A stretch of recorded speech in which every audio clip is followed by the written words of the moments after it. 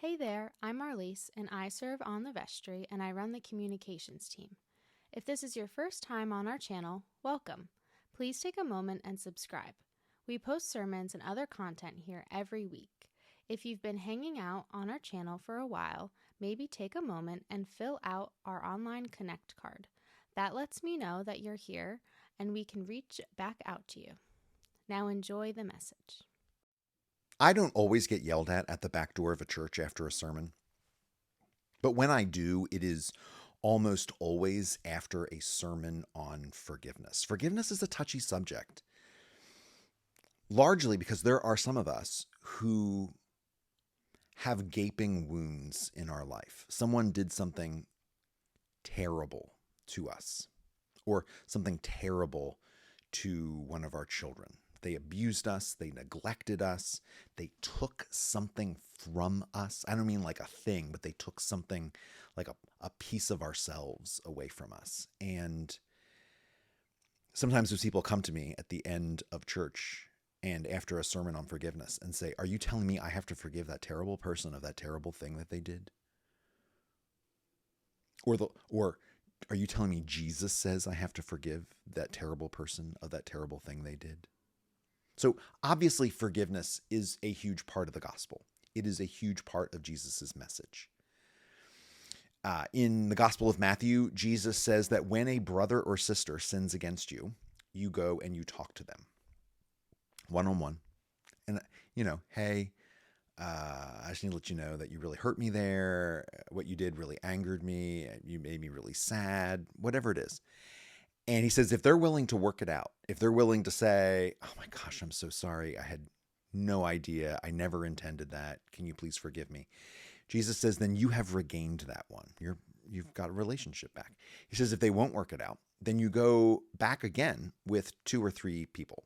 This is not a hit squad. This is not the group coming in with like a heavy hand. These are people that are going to mediate. Hey, what I hear you say is this, and what I hear you say is this. Can we find some common ground here?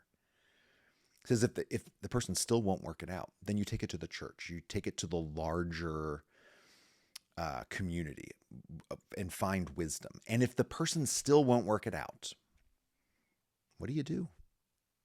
Forgive him anyway? No. Jesus says that person is to be to you like a Gentile and a tax collector. Now, Jesus loved Gentiles and tax collectors, but what he means there is you walk away. Forgiveness is about repairing a relationship. And if the other person is just unwilling to repair a relationship, then there's not much else to talk about.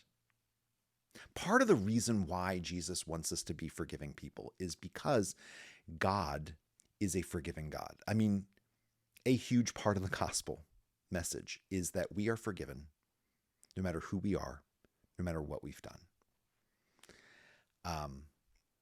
Some of you might be aware that a long time ago, I was a chaplain in the maximum security unit of the Atlanta City Jail.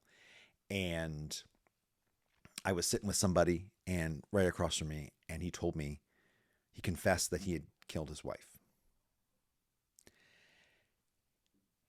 And then he looked at me and said, "Can God ever forgive me?"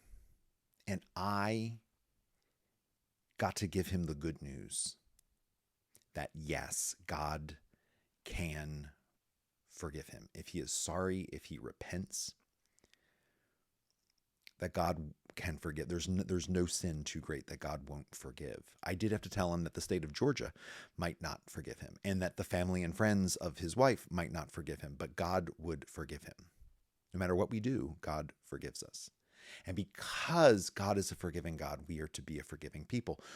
One of the parables that Jesus gives us is that there was a guy who owed an enormous sum of money to his master, his boss. And his boss forgives him of this huge debt. And then when he goes away, there's this other guy who owes him just a little bit. And the guy's like, "I'm not forgiving you." And when the word got back to the master, he was furious. He's like, "I forgave you this huge debt and you wouldn't forgive this little one? Are you kidding me?"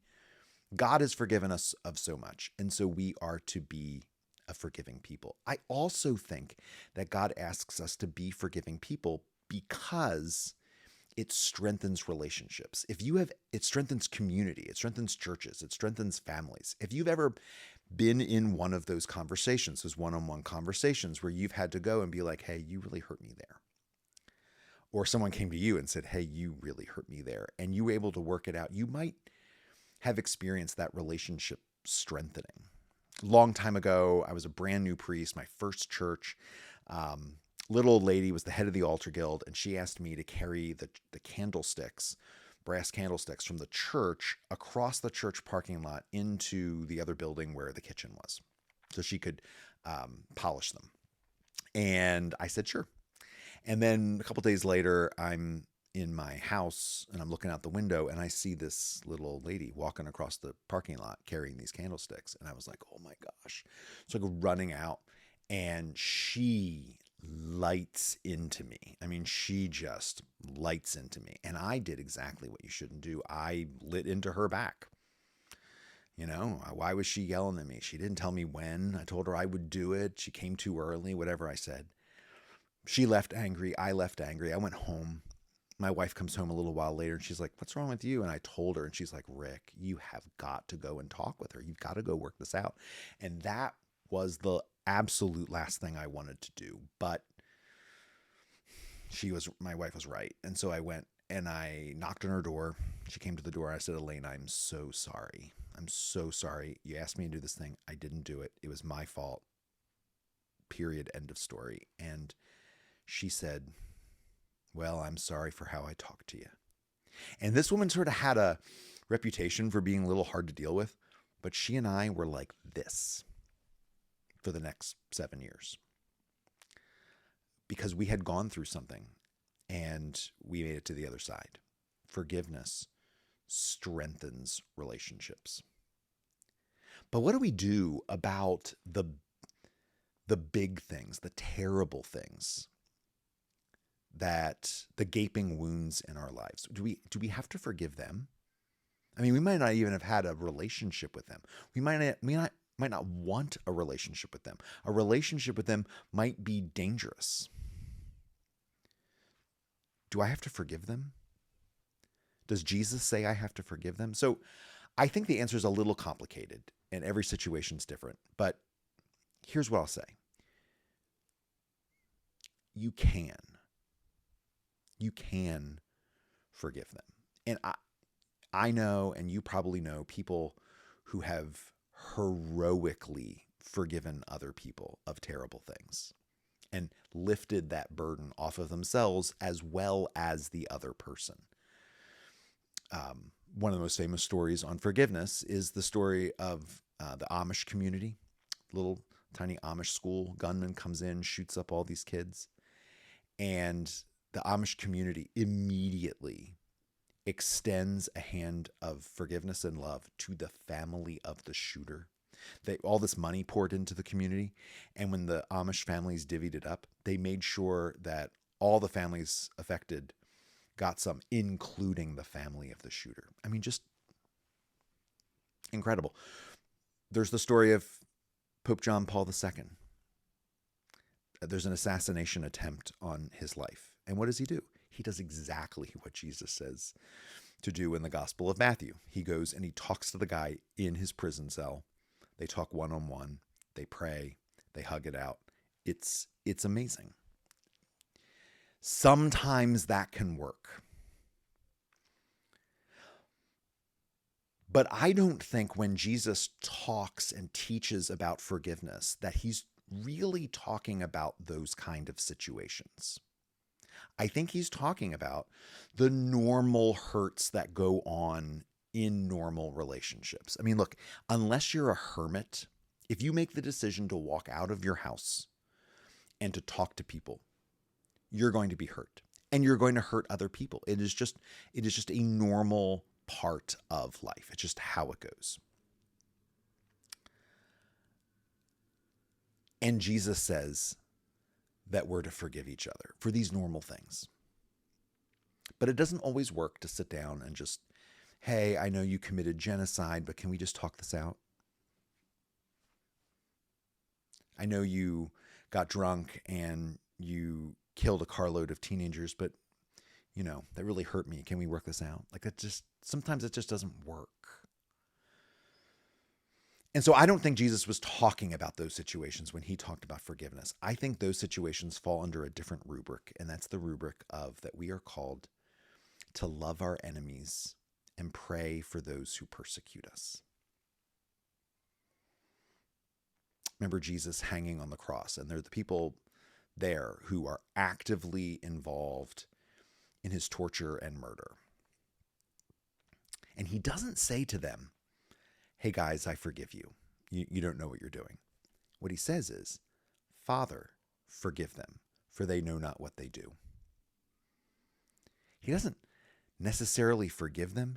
He prays for them. He prays for the people who are persecuting him, which is exactly what he asks us to do, to love our enemies and pray for those who persecute us. We are not to live with hatred in our hearts. Hatred is corrosive to our minds, to our bodies, to our spirits, and to our community and to the world. We are not to be people of hatred. We are to be people of love. No matter what happened, no matter how terrible it is, we are not to allow hatred to eat us up. And so, if even the least you can do is you could pray for the person or the people.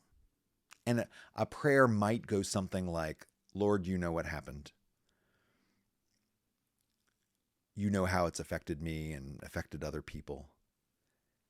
You made them, and I hand them off to you. I don't know what you're going to do with them. I don't know how the situation's going to work out. I don't know what's on their hearts. I can't deal with them, and so I hand them off to you. I pray for them.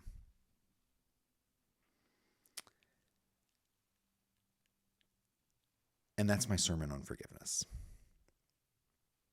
We are to be a forgiving kind of people. And sometimes that's going to be like sitting down and working things out. And sometimes it's going to be just quenching the hatred in our hearts.